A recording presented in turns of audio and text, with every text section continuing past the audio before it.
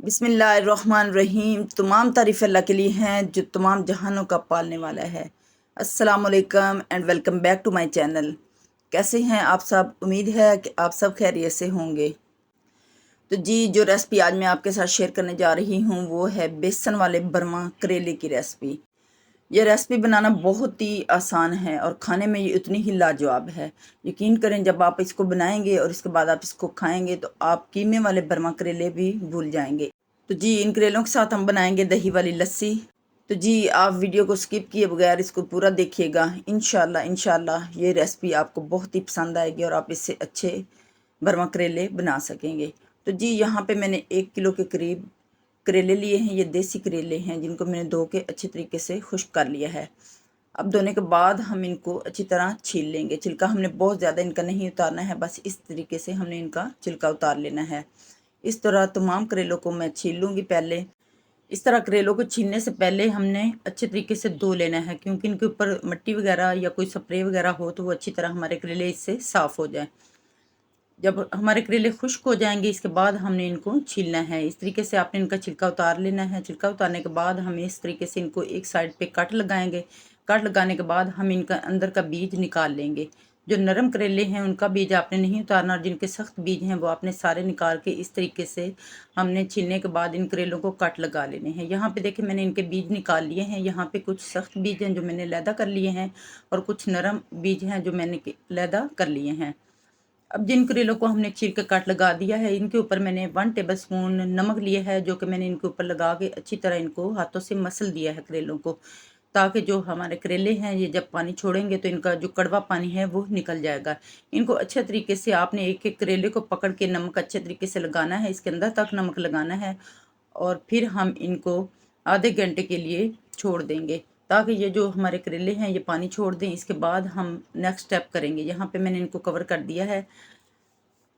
अब आते हैं जी अगले स्टेप की तरफ। यहाँ पे मैंने 3 बड़े प्याज लिए हैं जिनको मैंने छील लिया है। एक टुकड़ा मैंने अदरक का लिया है। 10 से 12 मैंने हरी मिर्चें ली हैं और इसके बाद मैंने लहसुन लिया है। अब ये जो नरम वाले बीज थे वो भी हमने इसके अंदर ही यूज़ करने हैं। इसके बाद मैंने कुछ स्पाइसेस लिए हैं। यहाँ पे मैंने कलौंजी ली है, अनारदाना लिया है, काली मिर्च साबुत ली है, सूखा धनिया और 1 चम्मच मैंने ज़ीरा का लिया है।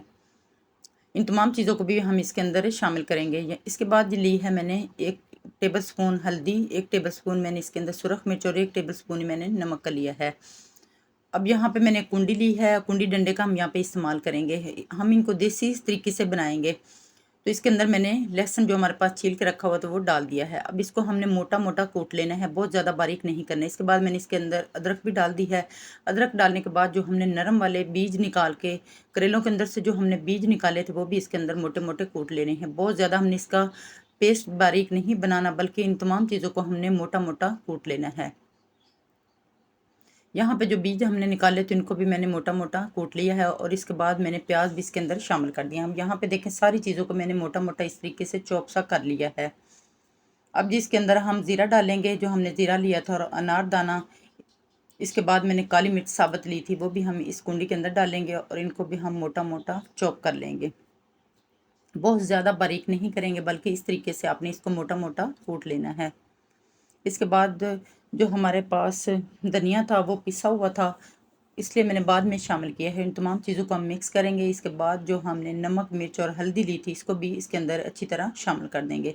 अब ये तमाम जो हमारे मसाले हैं तैयार हो गए हैं। इनको सारी चीज़ों को मैंने एक बर्तन के अंदर निकाल लिया है। अब हम इन चीज़ों को मिक्स कर देंगे। इन तमाम मसालों को पहले हम अच्छी तरह मिक्स करेंगे। इसके बाद हम करेलों की फिलिंग करेंगे।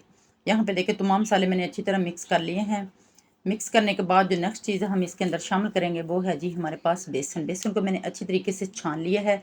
बेसन को आपने बहुत ज़्यादा शामिल नहीं करना, बल्कि थोड़ा थोड़ा करके जितनी ज़रूरत हो उतना बेसन हम इस मसाले के अंदर शामिल करेंगे। यहाँ पे मैंने 4 टेबल स्पून जो खाने वाला चम्मच है वो इस्तेमाल कर रही हूँ मैं। यहाँ पे 4 टेबल स्पून मैंने इसके अंदर डाल दिए हैं। अब हम इसको अच्छी तरह मिक्स करेंगे। यहाँ पे बेसन मुझे थोड़ा सा कम लगा, तो इसके बाद मैंने 2 चम्मच भर के इसके अंदर और बेसन के शामिल कर दिए हैं। यानी टोटल मैंने 6 चम्मच इसके अंदर बेसन के यूज़ किए हैं। अब हम इस बेसन को इस मसाले के साथ अच्छी तरह मिक्स करेंगे। इसके बाद मैंने 2 लेमन लिए हैं जिनका मैंने जूस निकाल लिया है, वो भी मैंने इस मसाले के अंदर शामिल कर दिया है। इसको भी हमने अच्छी तरह मिक्स कर लेना है। अब ये यहाँ पे देखिए, चेक कर सकते हैं कि इस तरह की फिलिंग हमने तैयार कर लेनी है। इसके बाद जो करेले हमने नमक लगा के रखे थे, यहाँ पे देखिए इन्होंने पानी छोड़ दिया है। इसके बाद हम इन करेलों का पानी अच्छी तरह निचोड़ लेंगे। पानी आपने थोड़ा सा नरम हाथों से निचोड़ना है ताकि करेले हमारे टूटे नहीं। इस तरीके से आप मुट्ठी में लेते हुए इनको दबाएंगे और आराम से इनका जो पानी है वो इनसे निकल जाएगा। एक एक करेले को उठा के आपने इसका पानी अच्छे तरीके से निचोड़ के निकाल लेना है। यहाँ पे इन करेलों को हमने धोना नहीं है, बल्कि इसी तरीके से जो हमने नमक लगा के रखा था उसी के ज़रिए ये देखिए पानी इनका जो कड़वा पानी था वो करेलों का सारा इनके अंदर से निकल गया है। इसके बाद जी यहाँ पे चेक करें, जो हमने फिलिंग तैयार करके रखी थी वो हम इन करेलों के अंदर फिल करेंगे। अब ये करेले हमारे बिल्कुल फिलिंग के लिए रेडी हैं। इस तरीके से करेले को पकड़ेंगे, इसको अच्छी तरह से खोल के हम इसके अंदर ये सारा मसाला जो है फिल कर देंगे। मसाले को आपने अच्छी तरह इसके अंदर फिल करके फिर इसको ऊपर से आपने बंद कर देना है। इस तरीके से तमाम करेलों के अंदर मैं सारी फिलिंग डाल लूँगी। करेलों को अच्छी तरह खोलते हुए हमने अंदर से इनको अच्छी तरह फिल करना है। इनके बाहर हमने मसाला नहीं लगाना है, बस करेलों के अंदर हम अच्छे तरीके से सारा मसाला जो है फिल कर देंगे और ऊपर से इनको हम बंद करेंगे। यहाँ पे इसके बाद मैंने धागा लिया है, जो कि नलकी का धागा मैं यूज़ कर रही हूँ। इसके साथ हम धागे के साथ इस करेले को अब अच्छे तरीके से लपेट देंगे। इस धागे को एक साइड पर रखते हुए हम इसको अच्छी तरह लपेट देंगे। थोड़ा सा दबा के हमने इसको अच्छे तरीके से लपेट देना है। इस तरह जब हम करेलों को फ्राई करेंगे तो ये हमारा मसाला करेलों से बाहर नहीं निकलेगा। अब जो मसाला ऊपर एक्स्ट्रा बचेगा उसको आपने इधर ही निकाल लेना है और इसको अच्छी तरह आपने दबाते हुए प्रेस कर देना है। इस तरह धागे को लपेटने के बाद ये जो हमारे करेले हैं ये कभी भी नहीं खुलेंगे और जब हम फ्राई करेंगे तो फ्राई करते हुए हमारा मसाला इनसे बाहर नहीं निकलेगा। अब बारी बारी मैं तमाम करेलों को इस तरह धागा लपेट लूँगी। इसके बाद जी हम अगले स्टेप की तरफ आएंगे। यहाँ पे देखें जी, तमाम करेले मैंने फिल कर लिए हैं अच्छी तरह और इनके ऊपर मैंने सारे करेलों के धागे को लपेट दिया है। इसके बाद ही हम इन करेलों को फ्राई करेंगे। यहाँ पे मैंने फ्राई पैन लिया है जिसके अंदर मैंने तकरीबन आधा कप कुकिंग ऑयल का डाल दिया है, जिसको मैंने अच्छी तरह गर्म कर दिया है। अब इन तमाम करेलों को हम इस ऑयल के अंदर रख देंगे। अब इन करेलों को हमने मीडियम फ्लेम पे फ्राई कर लेना है।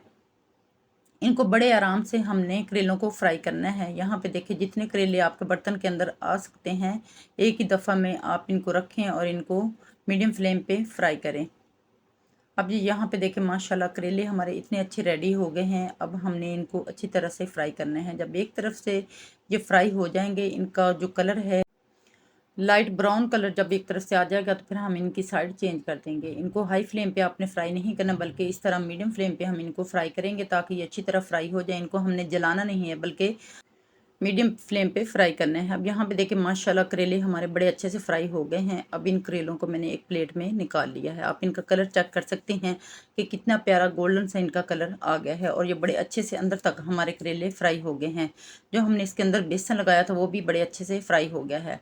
अब मैंने इन तमाम करेलों को एक प्लेट के अंदर निकाल लिया है। माशाल्लाह आप इनका कलर चेक कर सकते हैं और ये खाने में तो बहुत ही लाजवाब करेले हमारे फ्राई हुए हैं। अब जाते हैं नेक्स्ट स्टेप की तरफ। अब हम इन करेलों के लिए मसाला तैयार करेंगे। यहाँ पे मैंने 2 दरमियाने साइज़ के प्याज लिए हैं जिनको मैंने स्लाइस में कट कर लिया है। थोड़ी सी मैंने हरी मिर्च ली है और अदरक ली है, जिनको सारी चीज़ों को मैंने स्लाइस में कट कर लिया है। अब जो कुकिंग ऑयल है इसके अंदर हम इन चीज़ों को डालेंगे और फ्राई करेंगे। यहाँ पे जो मसाला हमारा बच गया था, जो हमने फिलिंग तैयार की थी वो थोड़ी सी बच गई थी, उसको भी मैंने फ्राई पैन के अंदर डाल के अच्छी तरह फ्राई कर लिया है। यहाँ पे 1 चम्मच मैंने कुकिंग ऑयल का डाला है और इसके अंदर इस तमाम मसाले को मैंने अच्छी तरह फ्राई कर लिया है। अब यहाँ पे जो हमारे प्याज हैं वो भी अच्छी तरह फ्राई हो गए हैं। इनको ज़्यादा कलर हमने नहीं देना बल्कि इतना ही फ्राई करना है। इसके बाद जो मसाला मैंने फ्राई किया है वो भी इसके अंदर डाल दिया है। इसके बाद 2 मीडियम साइज़ के मैंने टमाटर लिए हैं जिनको मैंने इस तरह काट लिया है। इनको भी मैंने इस प्याज के अंदर शामिल कर दिया है। अब ये एक बेहतरीन सा हमारा मसाला तैयार हो जाएगा। इसके अंदर मैंने थोड़ा सा नमक और थोड़ी सी काली मिर्च और थोड़ा सा मैंने धनिया शामिल कर दिया है। ये तमाम स्पाइसेस इसके अंदर डालने के बाद हम इसको हल्का सा फ्राई करेंगे, बहुत ज़्यादा फ्राई हमने इसको नहीं करना। यहाँ पे थोड़ी सी काली मिर्च भी मैंने इसके अंदर शामिल कर दी है। अब इसको अच्छी तरह हम मिक्स करेंगे। इसके बाद जो हमने करेले फ्राई करके रखे थे वो इस प्याज वाले मसाले के अंदर हम डाल देंगे।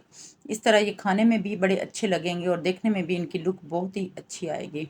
तमाम करेलों को मैं इसके अंदर डाल दूँगी। इसके बाद हम इनको अच्छी तरह मिक्स करेंगे ताकि जो हमारे करेले हैं इस मसाले के साथ अच्छी तरह मिक्सअप हो जाएँ।